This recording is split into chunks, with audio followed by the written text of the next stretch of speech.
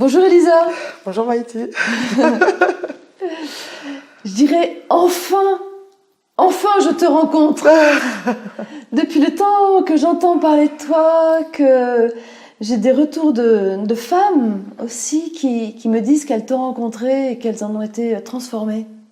Tu vois, il y en a une, c'est à un moment donné j'ai entendu une voix et ça ouvrait tout un espace, mais c'était fabuleux. Donc pour moi, Elisa, c'est une voix. Tu vois, et tu es donc sage-femme, ostéopathe, tu utilises la voix. J'ose pas dire chanteuse, mais pour moi t'es chanteuse aussi. Si, ouais, on peut dire chanteuse. Ouais, chanteuse. Maintenant, avant je n'osais pas, maintenant je chanteuse. Chanteuse. Et moi, ce que j'ai envie de te demander, c'est qu'est-ce qui t'a envie d'être sage-femme et d'aller jusque-là?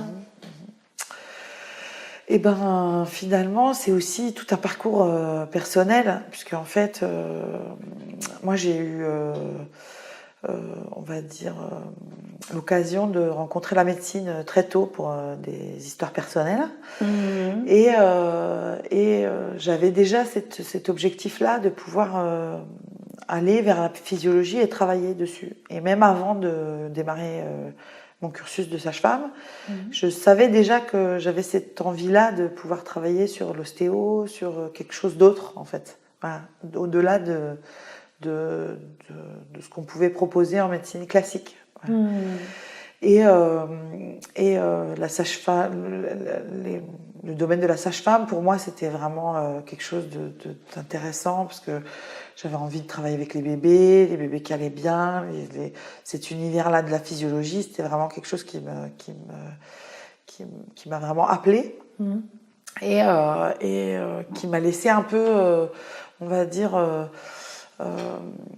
sur ma faim, dans le sens où effectivement quand je voyais qu'on laissait les femmes avec des sciatiques, avec des choses, des reflux, avec des choses compliquées, pour moi c'était tout naturel que finalement l'ostéo ça s'est imposé en fait. Vraiment j'avais envie de pouvoir développer ça pour aller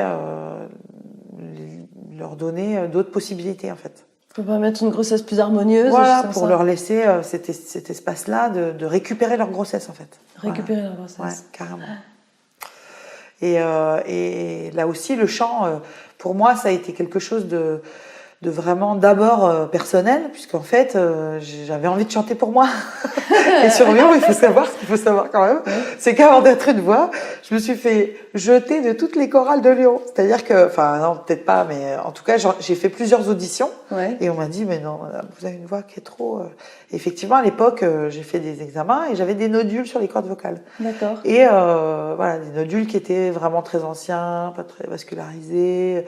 En plus, j'avais pas une approche musicale classique, c'est-à-dire que je lis pas la musique, j'ai vraiment tout fait à l'oreille et tout fait de façon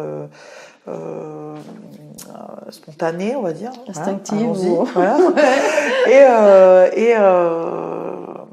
ben, c'est vrai que j'avais envie de chanter déjà pour ma consommation personnelle, on va dire, et d'avoir accès à ce que je sentais quelque part à l'intérieur de moi qui me disait la voix, tu vas pouvoir en faire quelque chose. C'était du soleil pour moi, la voix.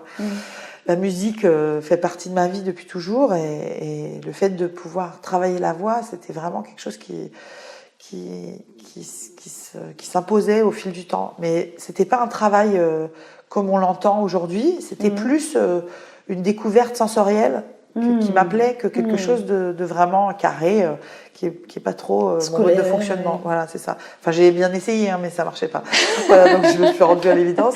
Donc j'ai rencontré Annie Durieux, avec qui j'ai fait mon mémoire de sage-femme, qui travaillait sur la psychophonie. Et elle m'a suivie pendant longtemps, donc c'est vrai que j'allais prendre mes cours de chant à Marseille, c'était quand même compliqué, voilà. Mais avec une approche vraiment, on va dire, bien au-delà de ce que peut apporter la vibration. Et en tant qu'ostéopathe, c'est aussi quelque chose qui s'est un peu superposé de façon même géographiquement, j'ai envie de dire. C'est-à-dire que j'ai commencé ma formation de chant à la fin des études de sage-femme et j'ai commencé la formation d'ostéo à cheval sur la fin de la formation de chant. Donc c'est vraiment quelque chose qui finalement se superpose et se tuile de façon très facile. Pour moi, il n'y a pas de barrière et de secteur, tout est intercommunicant en fait. Et le son, la vibration, c'est vraiment devenu aujourd'hui comme une troisième main vibratoire pour moi.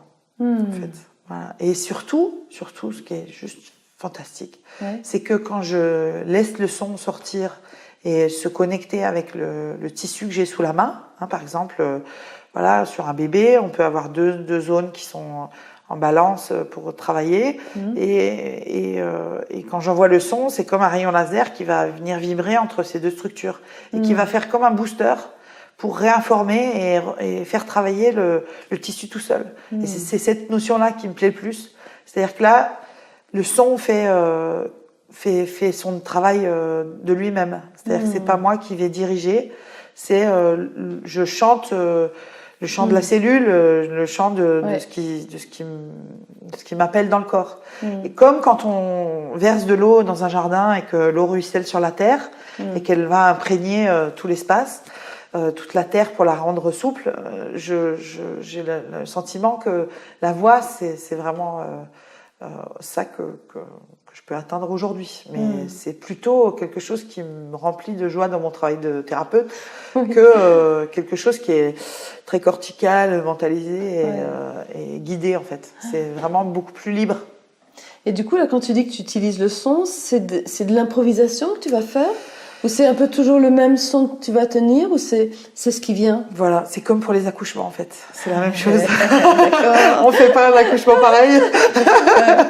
Il n'y a pas une note qui se ressemble et il n'y a pas une recette en fait. Et c'est la base même de l'ostéo, c'est-à-dire que en ostéopathie, on va permettre à l'organisme de retrouver le chemin de la physiologie, du métabolisme, de l'homéostasie, pour pouvoir libérer les lésions. Mais le but, ça va être de trouver le meilleur emplacement avec nos mains pour pouvoir dénouer ces nœuds-là.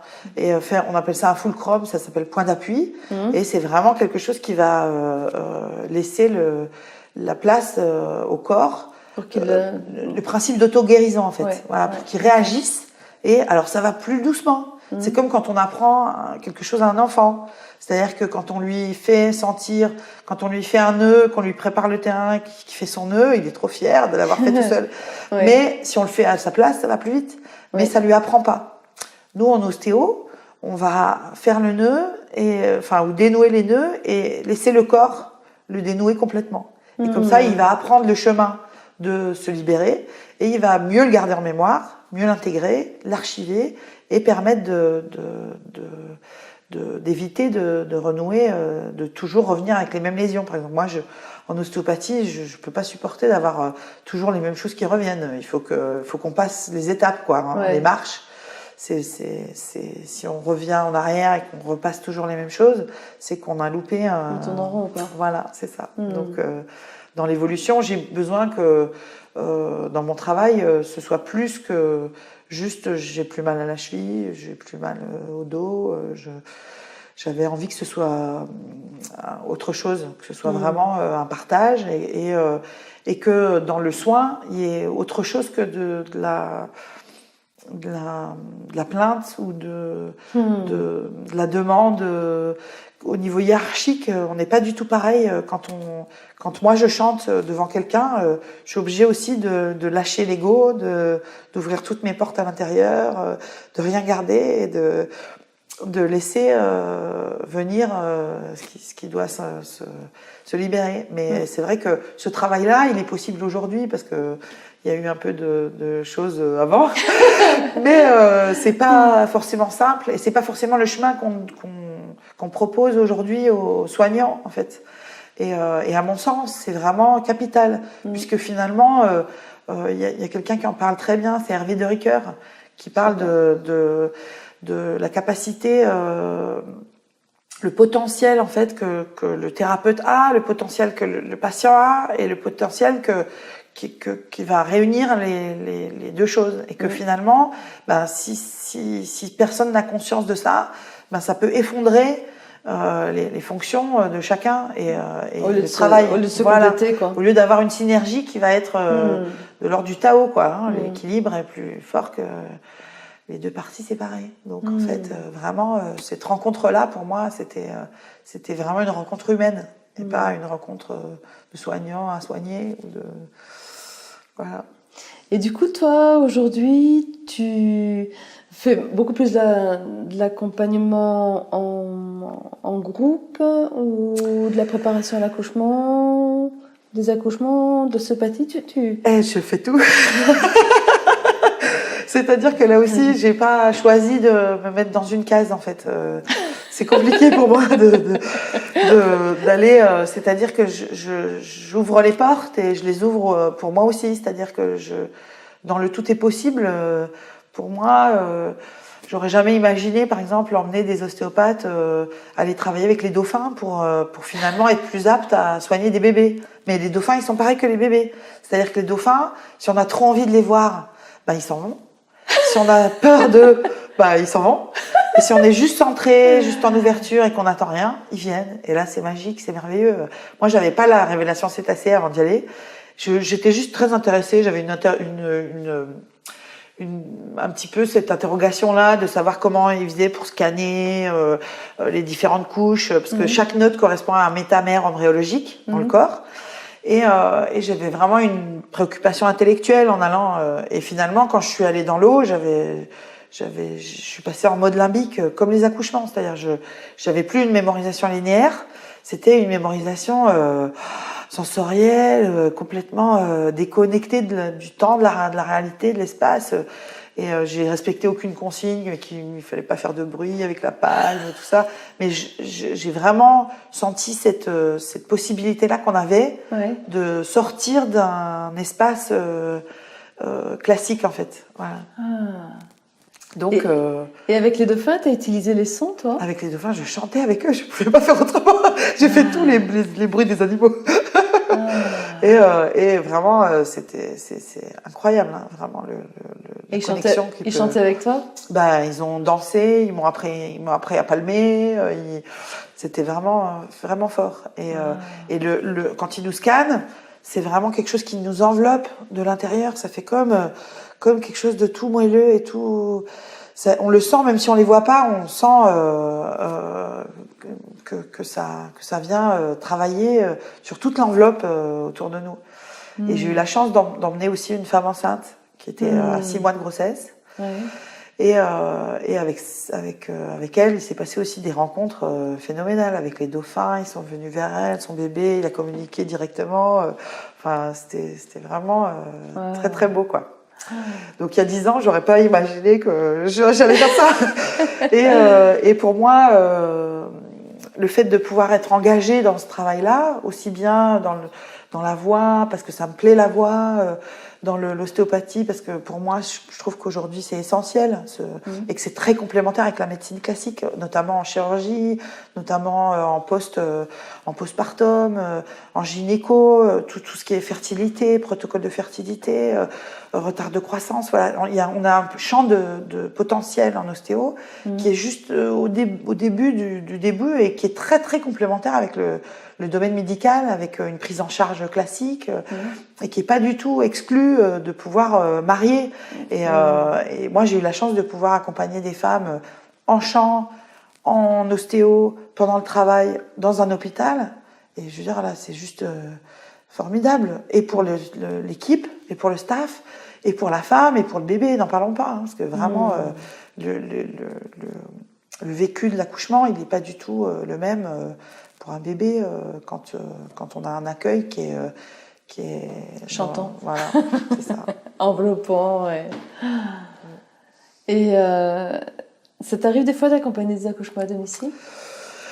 Alors oui, ça m'est arrivé en collaboration avec d'autres sages-femmes. C'est vrai que moi, comme je suis un petit peu sortie du cadre sage-femme classique, pure, c'est vrai que je trouve que c'est vraiment... Alors c'est des accouchements de luxe, tu vas me dire, ouais, parce que effectivement, on est 2 sages-femmes, mais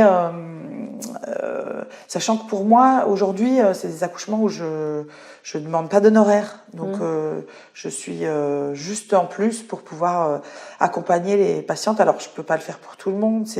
Avec le planning que j'ai, c'est déjà compliqué d'arriver à programmer. J'enseigne en France, j'enseigne à l'étranger, tout ça. Donc, voilà, quand je suis là, je viens avec plaisir. Quand je peux pas, soit parce que je suis pas disponible ou parce que c'est pas possible dans la matière, je laisse les femmes aller accoucher. Mais avec ce pack d'autonomie, finalement, c'est plus simple, c'est beaucoup plus simple. Voilà. Mais c'est vrai que quand j'ai la chance de pouvoir accompagner des accouchements en direct, c'est vrai que, et même pour le bébé après en salle d'accouchement, le fait de pouvoir chanter, de pouvoir l'accueillir et de continuer le travail et ce lien-là, c'est juste magique. Hein. Ça t'apporte quoi, ça d'être présente à l'accouchement, à la naissance? Pour moi, c'est vraiment c'est beaucoup d'émotions en fait. Ouais. C'est de pouvoir en même temps mettre un petit backup au cas où il y ait des choses un peu compliquées, puisque le fait de pouvoir faire la bulle, c'est-à-dire que quand pour les parents c'est des fois difficile, le fait de pouvoir être là un peu en renfort, c'est vraiment essentiel par les temps qui courent. Voilà. Comme si tu venais, que tu les soutenais. Voilà, c'est ça. J'essaye d'être à la fois de rester un peu à distance. C'est ça aussi qui est bien avec la voix, c'est qu'on peut travailler un peu à distance. C'est-à-dire on ne s'émisse pas dans leur bulle, mais on peut leur faire comme une deuxième bulle de protection pour leur laisser libre cours à tout ce qu'ils ont besoin de vivre. Voilà. T'es leur enceinte. Ouais, un peu. Ouais, on peut dire ça. Un contenant, en fait. On est la sage-femme, c'est la mère de tout l'univers. Donc, un peu plus, un peu moins, j'ai envie de dire. Et clairement, cet accompagnement-là, il est vraiment qualitativement irremplaçable sur certaines situations, en fait. Voilà. Sachant qu'il y a des accouchements où c'est compliqué, où c'est pas toujours des circonstances faciles, et que même dans des circonstances compliquées, on arrive à chanter aussi pour pouvoir libérer ce qui est dur, en fait. Ouais. Donc c'est pour ça que le chant, depuis la nuit des temps, dans les champs de coton, ils chantaient, dans les grottes, ils chantaient, et que ça nous relie aussi à toutes les lignées de femmes qui ont accouché et qui nous permettent de témoigner par l'intermédiaire de cette voix, en fait. Qui disent que c'est possible. Comment ? Qui disent que c'est possible. Voilà, ouais. C'est possible. Et aujourd'hui, s'il y a des gens qui ont envie de rentrer en contact avec toi, d'être préparés par toi, c'est possible ? Alors oui, en chant prénatal, il n'y a pas de problème. J'ai un site qui explique les effets du chant, tout ça, qui donne les horaires. On donnera les coordonnées, Voilà. Et effectivement, en ostéopathie, c'est un peu plus compliqué, puisque il y a beaucoup de monde. Les délais de rendez-vous sont un peu plus longs. Et j'avoue que... Un peu plus long, c'est quoi ? C'est à moins de mois, 3 ans ? Non, c'est long. C'est 6 ans ? Non, mais c'est vraiment difficile, parce qu'en fait, pour moi, c'est un casse-tête chez moi, parce que le fait de pouvoir commencer un démarrage de suivi et de ne pas pouvoir le finir... c'est difficile, en fait, ça rime à rien, j'ai envie de dire. Par contre, moi, je fais de la formation aujourd'hui, et il y a des thérapeutes sur Lyon qui sont très, très à même de prendre en charge des grossesses, des accouchements, des suivis d'accouchement, et du postpartum, et des suivis pédiatriques. Donc ça, vraiment, il n'y a pas de souci. Il y a plein de gens qui sont formés en ostéo. C'est vrai que on va dire que je vais faire beaucoup de suivis autour de la fertilité, je vais faire beaucoup de suivi quand il y a des grossesses qui se passent très mal, ou des bébés qui ont été beaucoup hospitalisés, prématurés, tout ça. Ça, oui, je vais les voir, mais c'est vrai que il faut pas hésiter. Je préfère que les enfants soient vus avant par d'autres collègues plutôt qu'ils attendent un rendez-vous avec moi et où on perd du temps, en fait. C'est dommage. Voilà, c'est important de pouvoir resituer aussi les choses. Et tu proposes des formations pour des sages-femmes, pour des ostéopathes? Alors moi, aujourd'hui, en fait, j'ai commencé à travailler sur la transmission, hein, puisque moi, j'ai eu la chance d'avoir des sages-femmes qui m'ont transmis énormément, au Minguette notamment, où il y avait des sages-femmes qui étaient très expérimentées, qui faisaient des accouchements physiologiques depuis longtemps, et qui m'ont fait ce cadeau-là de l'accouchement physiologique, finalement, qui m'ont expliqué beaucoup de choses. Et on va dire, ça m'a donné aussi l'envie de pouvoir transmettre les choses essentielles pour moi. Donc j'ai proposé d'abord des formations pour les ostéopathes, donc sur tout le milieu de la périnatalité, à savoir la grossesse, l'accouchement, le postpartum. Donc tout ce qui était suivi d'allaitement aussi, puisqu'il faut savoir que pour les engorgements, on peut travailler, pour les stimulations d'allaitement aussi. Enfin, l'avantage, c'est que notre champ de compétences en ostéo, il est vraiment loin. Hein. Et récemment, j'ai commencé à proposer des formations pour les sages-femmes. C'est-à-dire que ça fait un an ou deux là que j'ai eu tellement de demandes, notamment à l'hôpital de Givors, où les filles, elles me voyaient rentrer avec les femmes que j'accompagnais, puis ressortir au bout de 2 heures en disant c'est super. Elles ont dit bon là, il faudrait. Donc effectivement, j'ai vraiment pris conscience que c'était une demande. On va dire des sages-femmes en perpartum de pouvoir travailler. Alors on ne devient pas ostéopathe en 3 jours, hein, parce que mais en faisant 3 notes de musique sur un piano, quand elles sont bien placées, ça peut juste être un moment suspendu qui va être porté et qui va faire des vagues, un petit battement d'aile de papillon qui va faire des grandes choses derrière. Et le fait de pouvoir se brancher sur le rythme tissulaire, par exemple sur le col de l'utérus, sur une stagnation, ça marche très bien en salle d'accouchement. Voilà, c'est vraiment des choses qui peuvent libérer des phases où c'est bloqué un peu. Voilà. Et vraiment, je reçois des messages, elles s'amusent en salle d'accouchement, elles disent c'est vraiment d'une puissance assez fantastique. Donc pour moi, c'était très émouvant de recommencer la formation avec les sages-femmes, puisque voilà, je n'imaginais pas que ce serait un jour possible. Et leur proposer sur leur demande une formation, c'était vraiment chouette pour moi, parce que on a un résultat qui vraiment dépasse largement ce que j'imaginais. Et je viens travailler aussi sur leur potentiel personnel, c'est-à-dire plus qu'une formation où elles vont apprendre des informations, des protocoles, c'est vraiment un travail sur elles et un éclairage différent que va leur apporter ce travail-là. Donc pour ça aussi, je suis reconnaissante, parce que c'est vraiment une belle ouverture et une belle transformation en fait. Ouais. Quelle richesse. Je te remercie beaucoup. Merci Maïti.